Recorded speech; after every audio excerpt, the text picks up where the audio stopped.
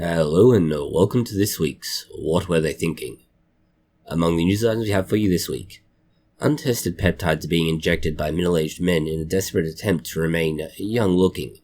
RFK Jr. has pulled hundreds of millions of dollars of funding of mRNA vaccines, and not just COVID, but for all sorts of other things. Vaping appears to affect fetal brain development. We had the honeybee crisis, let's call it, and the fact that it increasingly appears to be a hoax. A radioactive wasp nest has been found, and the recall of a number of energy drinks as they appear to contain vodka. The timestamps for these and other news items can be found in the description box below. We'll start with the midlife crises of men, and the fact that they're attempting to inject themselves with peptides. These injectable peptides are, for all intents and purposes, actual experimental compounds. What they're meant to do is provide for rapid recovery, fat loss, and muscle gain. So that's fairly straightforward in theory. The treatment, let's call it, does require anything between twice daily through to weekly injections. The problem with this is that all of these are, let's say, marketed treatments as biohacks, not actual approved treatments. And this is a problem. Game? What's a game?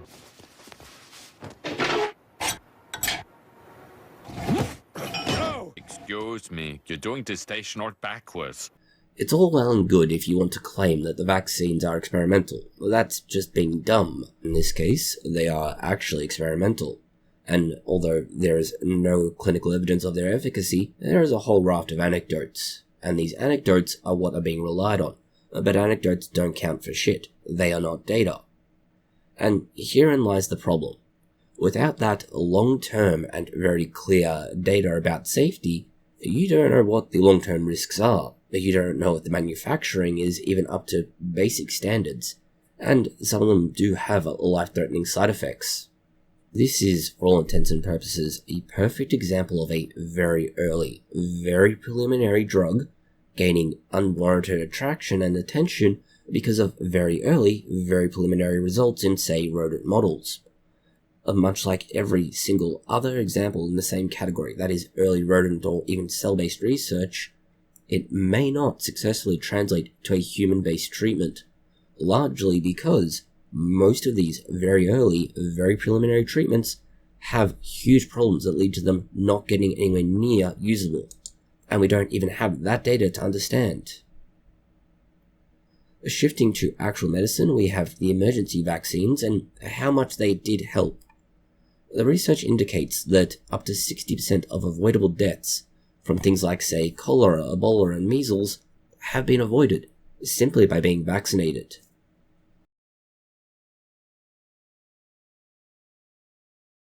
And this is explicitly during outbreaks, but whether we're talking about outbreaks or not, the same thing applies.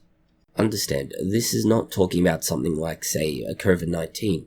This is focusing on a much, let's say, more established diseases, mostly those that existed prior to COVID. What they did was look at 210 outbreaks of 5 different kinds of diseases: cholera, Ebola, measles, meningitis, and yellow fever, in 49, essentially, what are they called, low-income countries, what were previously called something like developing countries. The time frames between 2000 and 2023. They established that vaccine rollouts during these time frames had a huge benefit, and admittedly the range is somewhat, let's say, extreme, with 60% being the average across the 5 diseases, but some had significantly more benefits. For example, yellow fever had a 99% success rate and Ebola 76%. So clearly, admittedly the relatively high cost is going to be benefited by simply stopping diseases like this in their step. And it's not like they don't have a benefit for local economy. Between $32 and $53 billion in money was, let's say, kept in the economy or kept circulating in the economy because of the vaccines. This is why RFK Jr.'s decision to cancel over $500 million in funding for vaccine development, specifically based on mRNA technology, is not just dumb, but dangerous. We were wrong about everything. We've got to get to the hospital and get Stewie vaccinated. Yeah, it might be a little too late for that. I kind of destroyed all the vaccines in town.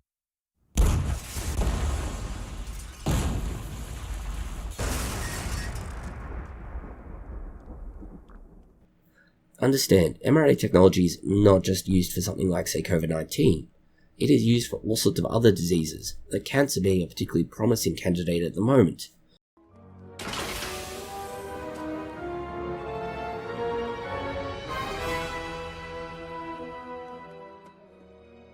Oh my God! Specimen Z isn't Carter's body. What is it? Specimen Z is a cure for cancer. Carter didn't die. He cured himself. Hold it right there. Damn it, Brian, you broke into my lab, and you didn't wear a suit. Hey, why didn't he have to wear a suit? See what you've started now? Carter, you found a cure for cancer? Well, I didn't come up with it. A couple of eggheads I hired did. One of them's a Chinese. Boy, I don't like those people. But holy crap, wind 'em up and watch 'em go. How long have you had this? I don't know. When was that Who Let the Dogs Out song? You've had this since 1999? But there are others that a vaccine that is in the works now could have proved incredibly beneficial in the near future. But as an anti-vaxxer, RFK Jr. cannot allow that to happen. He just cannot accept that vaccines are safe, they're tested, and they work as intended. This is arguably an incredibly dumb and dangerous decision. If we're talking about practically immediate concerns, a very easy example is the emerging, is perhaps not quite the right word, but it will do, avian influenza strain, and the fact that it is increasingly infecting humans. Thankfully, it's not going between humans yet, but it is very much going from birds to non-human animals, and then from those non-human animals to humans, and sometimes from humans to non-human animals, which is a really big problem. It means it is effectively circulating, and interspecies circulation is a big worry. The more that happens, the more we need to panic. The most ironic part of this is that RFK Jr. bases most of his bullshit claim on the idea that vaccines have never been tested against placebos and similar. Get ready, everybody. He's about to do something stupid. Well, fortunately, we now have a perfect, let's say, summary of how wrong he is.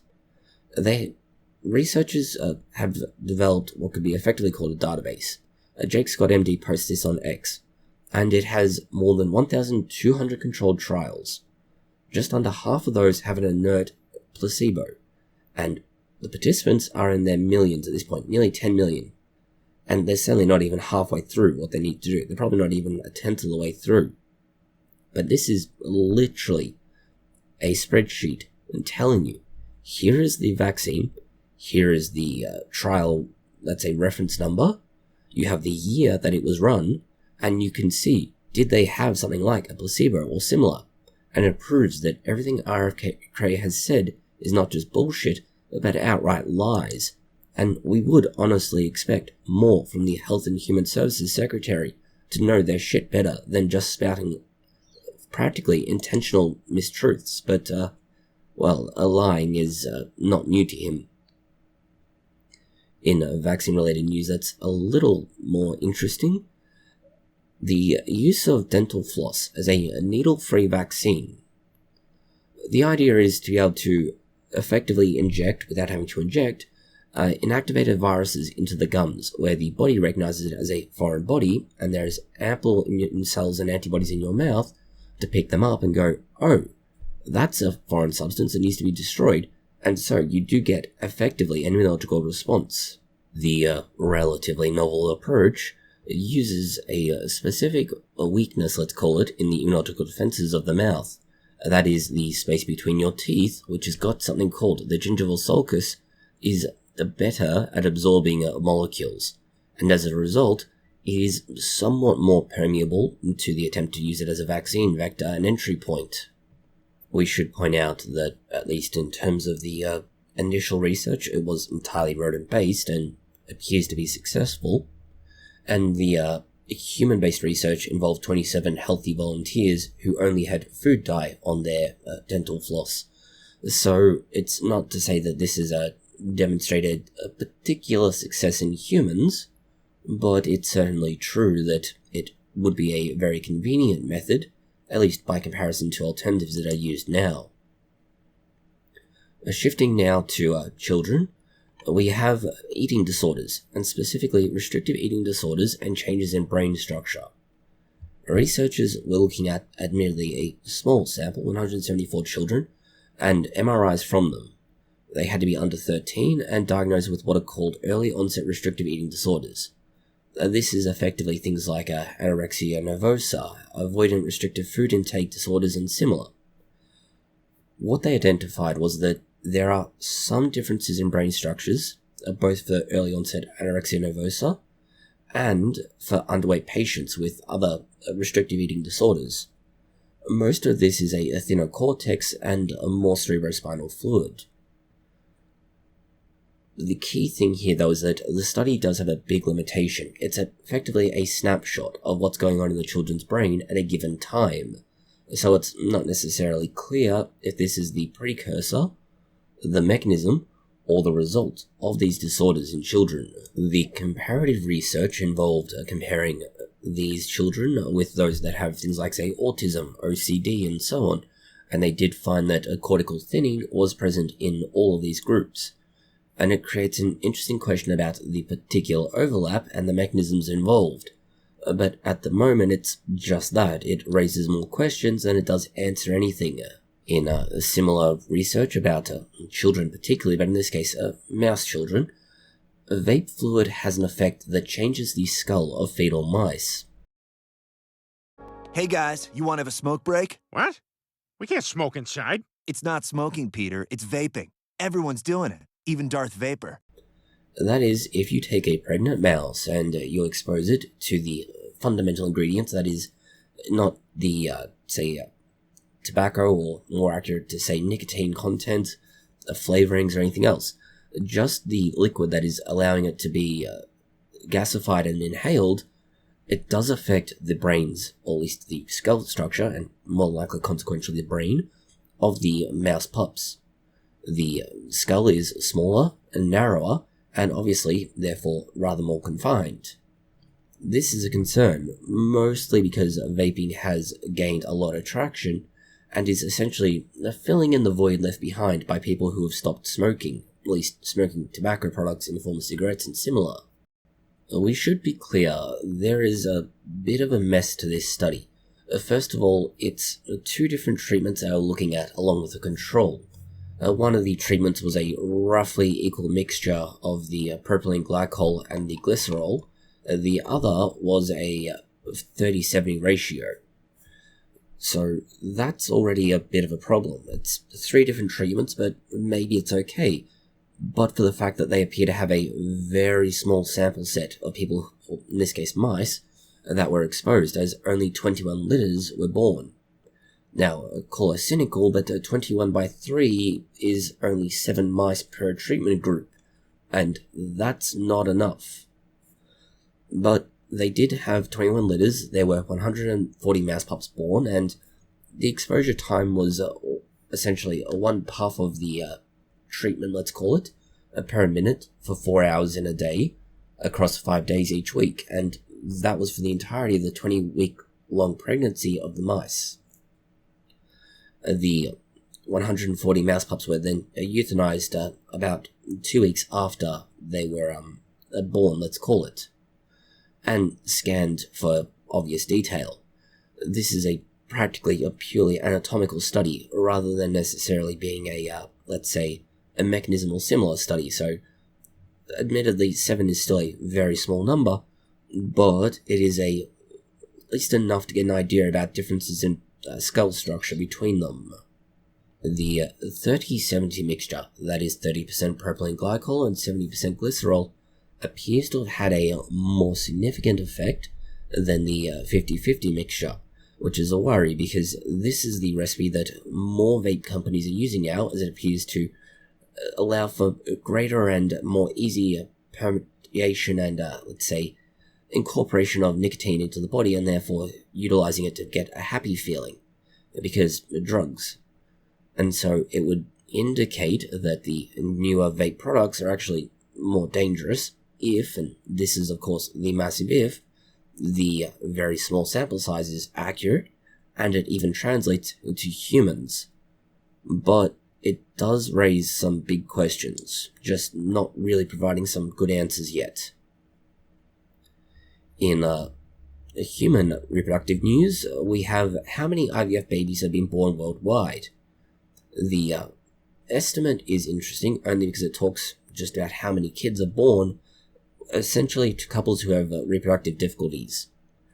More than 13 million is the estimate. Admittedly, the first test tube baby was born all the way back in 1978, so that is a roughly 47-year period, so that's not an insignificant number. It is, however, very much worth noting that the prevalence of IVF has gone up significantly and the cost has gone down drastically over that same time frame. The admittedly practically purely inferential statistics, as a lot of this does rely on inferring data from countries that aren't reporting, is that there is an increase in success rate using frozen embryos from 7% in the 90s through to 36% in recent years, which is nearly practically perfect, at least by comparison to no baby at all, but that still means there's a long way to go in success. How far to go is a very different matter. There's a certain limitation on how successful you can get after a certain time frame. In related IVF news, we have the oldest IVF baby ever born. The child, Thaddeus Daniel Pierce, was born 26th of July 2025, but he had been, conceived 31 years ago. Hear us out. The embryo from Ohio was frozen for over 30 years, and was essentially pulled out of storage, and, well, it's now a baby. The process might sound weird. How and why do you choose to have a baby 30-odd years after you've conceived it? Well, in this case, it's not actually the couple's baby as such. The couple in question were unable to conceive a baby of their own, so what they've done is adopt an embryo. Yeah, it's strange. Why they choose to, instead of adopting an actual child who's alive and needs a home, and instead an embryo is beyond us, but we'll leave that up to their ethics and morals. The article does also raise an interesting, problem with this whole idea. Threefold, actually. First of all, it costs thousands of dollars to store the embryos, which have to be paid regardless. Two, the woman in question was looking to donate the embryo to either essentially research, or they were looking at, in this case, adopting it out. And finally, that, they want to be very much involved with the embryo as they become a baby and then are born into the world, which does seem a little bit invasive. Especially since, you've literally given away or adopted out the embryo, but again, family decisions. Shifting now to news about, hormones. Research that shows testosterone will change, particularly male behavior, in terms of their social behaviors. If you have a higher testosterone level, you're, less likely to engage in prosocial behavior and make, more negative social decisions, so long as you are a healthy male, which there's a question there as to whether or not being antisocial is actually healthy, but ignoring that for now. The study did use a reasonably, we wouldn't say a large study size, but large enough that at least it's somewhat more useful than some of the other, research we've described so far. 192 male participants either received a single dose of testosterone at 150 milligrams or a placebo.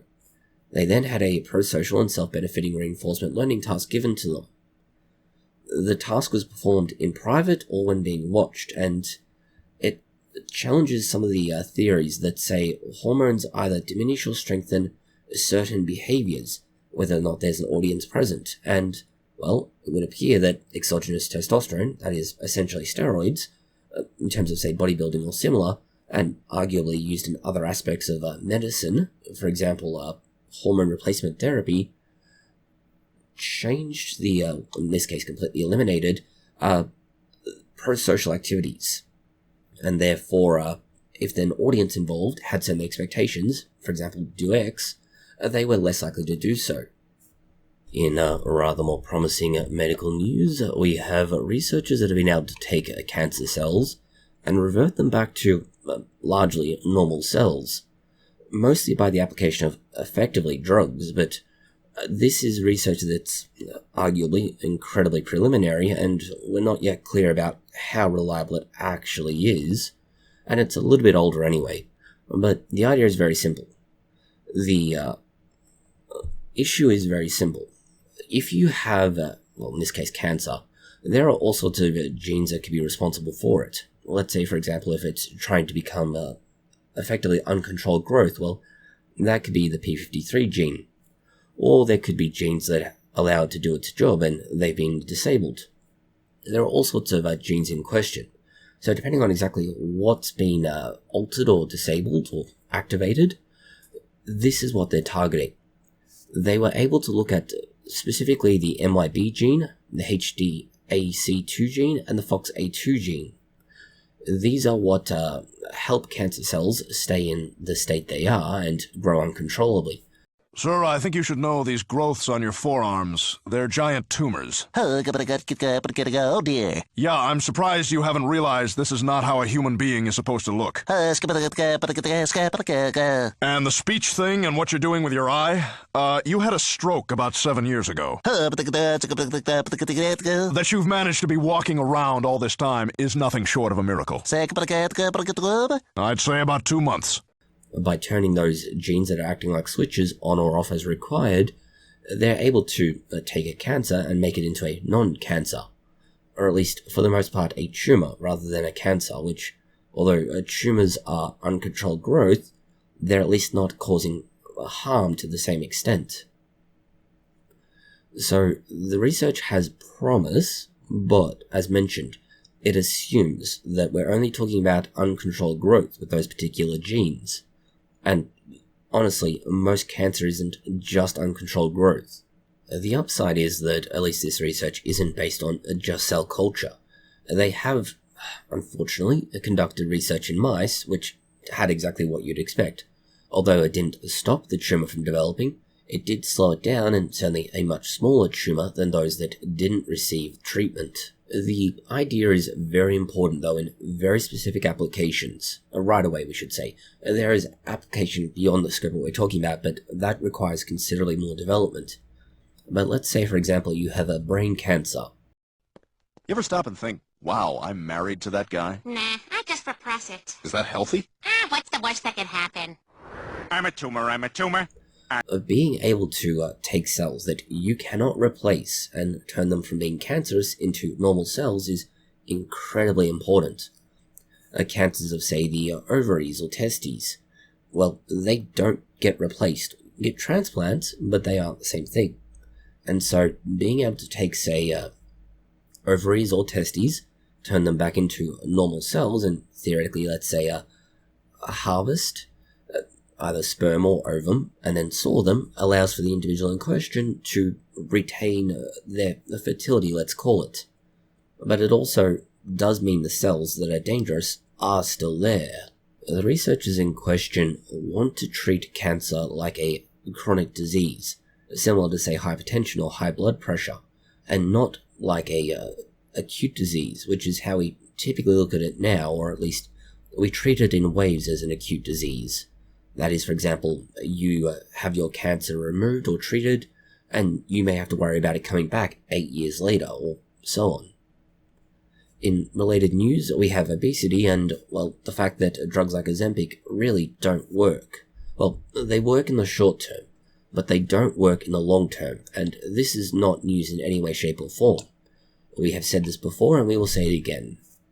Ozempic can be useful as an immediate way to reduce weight, and thereby allow an individual to, for example, try and change their lifestyle to be a more healthy one, for example. That is, reduced food, increased exercise, and all the things that go with trying not to be obese.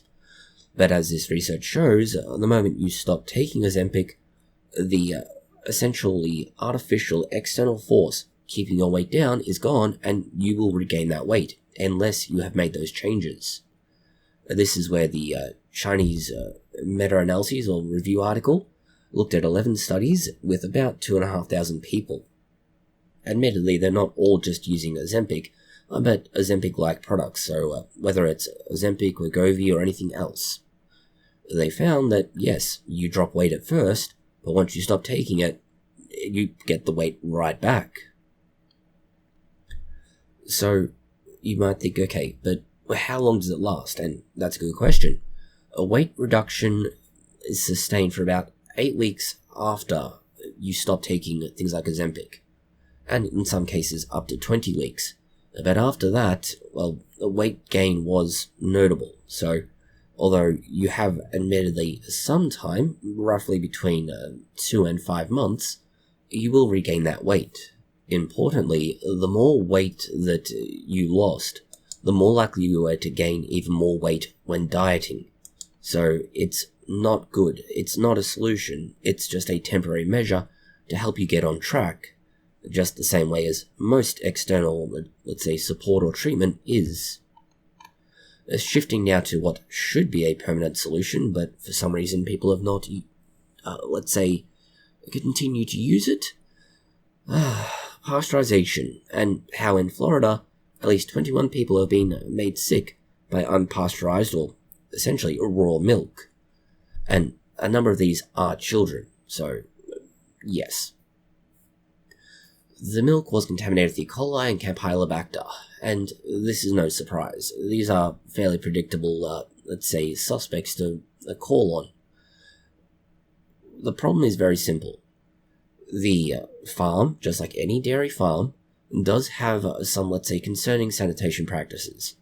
These are big animals, they poop a lot, and they will poop at some point when being milked. As a result, you need to do something to the milk in order to make sure it is safe to consume. This is what pasteurization is for. The advantages of pasteurization are clear. You get all of the bacteria, or at least most of them, are killed off, enough so that milk is safe to consume for a long time, without the loss of any nutritional benefits. However, raw milk will give you exactly the same nutritional profile, but also run the risk of essentially food poisoning at best and possibly death at worst. So yes, Florida is not happy about this, which speaks to a lot because Florida is fairly liberal in what they allow. Liberal in terms of a Florida man gets away with a lot of shit. The other catch here is that it's not actually legal to sell raw milk in Florida, with one exception, as pet food. Now, we would agree to some extent that sure, you can think of your kids as pets, but actually feeding them pet food is a little too much. In slightly more animal-specific news now, we have to go to California, and pigs with blue flesh. Essentially, your bacon is blue. Your eggs aren't, but, well, getting there, we suppose. Do not like green eggs and ham. The Wildlife Control Company in California has found an increasing number of pigs that have blue meat inside of them, and practically neon blue meat inside of them. The concerns that this raised were sent immediately to the California Department of Fish and Wildlife, who have figured out exactly what's going on. The pigs have consumed poison. Most likely something like, say, a rat poison or a mouse poison. Specifically, an anticoagulant rodenticide called difacionone. Basically, it's a fancy version of warfarin or heparin, which is used to thin blood in humans. And, well, it does work extremely well. But it does also carry a rather obvious concern in that it does exist in the flesh of the animal, because it's obviously blue. And this could also be a result of the food dye and the poison spreading, but Dr. Seuss never said that green eggs and ham were safe to eat, just that they were trying to convince someone to eat them, which could also have been a case of attempted murder. In related news, we have to go all the way over to Denmark and the Aalborg Zoo, which is asking people to donate their deceased animals. Yes, they are asking for preferably small animals, although there are some exceptions, to, well, provide their predator species with food, which, is a little bit morbid, saying to your, let's say, cat, or off to the zoo now, probably has the cat thinking, okay, this is weird, but I want to see the weird animals and be stupid, only to then go, oh yeah, we're leaving you here to be eaten by the big cat, or your rodent or similar. The, let's say, appeal to the public asks for smaller live animals, chickens, rabbits, guinea pigs, and similar, and they're to be fed particularly to the large cats that are there. They're also willing to accept, let's say, larger animals under particular circumstances, so for example small horses. Interestingly, they do set a limit, that is a maximum of 4 at a time, so it's curious. So yes, if you're in Denmark, perhaps consider donating small animals, or even small horses, to the zoo. Shifting now to more environmental news, and specifically looking at bees and honeybees within that. The ongoing claim is that bees are going extinct across the world, in this country, that country, the other. And there are different versions of these claims. For example, honeybees for used in, say, apiary culture, that is, farming of bees effectively, whether you're talking about your local native bee population or similar. The question is that true? And particularly, let's say, in the USA, where we have better data. First of all, in the USA, we have data about colony collapse disorder and the fact that it wasn't caused by the use of, in this case, herbicides and similar, which is one of the long-running claims. Instead, it was a very specific virus being transmitted by the varroa mite that lives on honeybees and is practically endemic to America at this point in time. So it's very clear that no, it's not being caused by external factors. As such, it's being caused by a parasitic organism that preys on honeybees and is carrying disease. The same way, say, for example, humans died from Black Death due to fleas carrying it between rodents and humans. So this is a, let's say, a fairly straightforward case of misrepresenting what's going on. RF Kray Kray was probably taking notes. This brings us to, let's say, the wider bee environment, that is, across the world. And globally, bee populations have increased by about 45% since 1990, and this is despite America's huge decrease. Admittedly, other studies looking at a further back time frame claim significantly higher numbers, but whether we're talking about an earlier study to present or the 90s until today, that still shows that bee populations have continued to go up. In related species, we have wasps. Wasps are the asshole uncle of bees, but they're slightly more terrifying now, other than being able to continuously sting you. Instead, a radioactive wasp nest is found outside an old US nuclear weapons site, which does sound like the start of some sort of a B-grade horror movie or similar. The wasp nest had radiation levels 10 times what is allowed around facilities that, well, in this case, previously produced parts of nuclear weapons at the USA.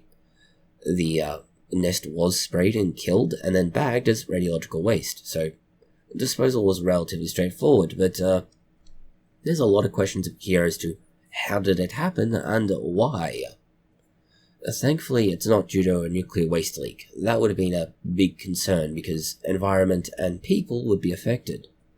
The nest was discovered by workers who routinely inspect the site, and the nest, let's call it, was nearby, and what they think has happened is that liquid nuclear waste was stored there, and that arguably the nest essentially accrued the legacy radiation from the site itself, rather than necessarily, let's say, being exposed or accruing it in a more exciting and interesting way. Which is unfortunate because, well, we now don't get Ant-Man or Wasp Woman. We'll get something similar, but just not yet.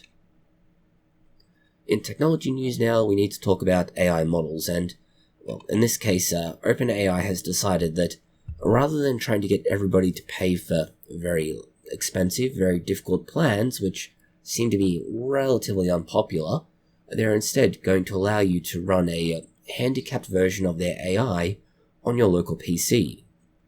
This allows them, to some extent, to create a, let's call it a low cost for them, but relatively heavyweight product for you. One of the problems that AI platforms, let's call them, have had is that people use them, and they do require considerable amounts of computing power and time. And that computing power and time means wear and tear on the hardware, use of energy, obviously, plus all the infrastructure. They're not going to get that money back anytime soon. But if instead of, say, having to have these massive facilities that anybody can tap into, they instead give you a handicapped version that can do some of the same stuff, but if you want to achieve more, you need to sign up to their plan, that's much easier. Now to energy news and the idea that you could theoretically improve efficiency of solar panels considerably with one relatively, let's say, a simple design change. If you were to use a Fresnel lens, this is basically a staggered lens that helps to direct more of the light coming in into a single narrow point, you could theoretically improve energy produced from solar panels, as you only require a very small solar cell relative to the lens size. This could arguably double the yield of solar panels as they are now. Admittedly though, the cost and complexity of developing these is significant, so that's an obvious problem. The current technologies that are being examined for newer generation solar panels are arguably creeping up to efficiency points where you are losing a significant amount of benefit from the claims. And of course, novel technology like this is always, let's say, slow to be accepted.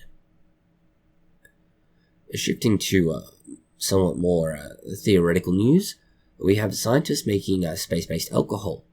This is a chemical, let's call it, called methanoeterol. It's a super alcohol that was theorized to exist, but not produced before.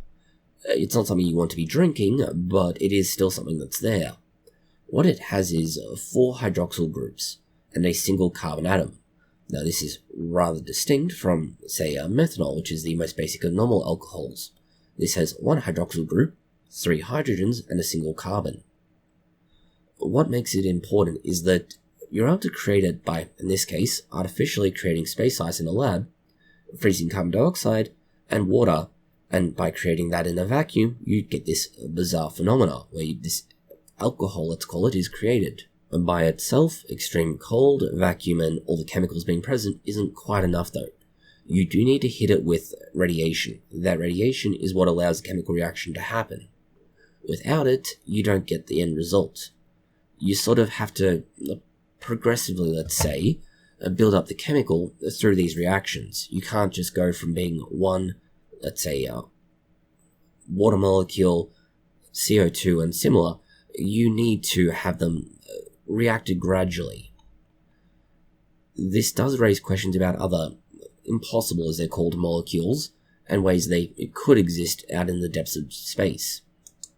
The last news item we have for you is rather more, let's say, entertaining, in that High Noon, which is a vodka seltzer brand, has inadvertently been labeled as an energy drink and sent out as such. This basically means that your can of energy drink, which is called Celsius, may in fact be a can of vodka. Yes, that's the last thing you want to be consuming. If you're already feeling tired, worn out, and so on, you want energy and not alcohol. Although, depending on what causes you to feel tired and worn out, alcohol may be appreciated. Those parts of America that are affected are going to include New York, Florida, Ohio, South Carolina, Virginia, and Wisconsin.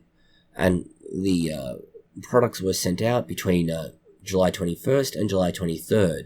This entire situation is, for all intents and purposes, a perfect example of a logistical cock-up.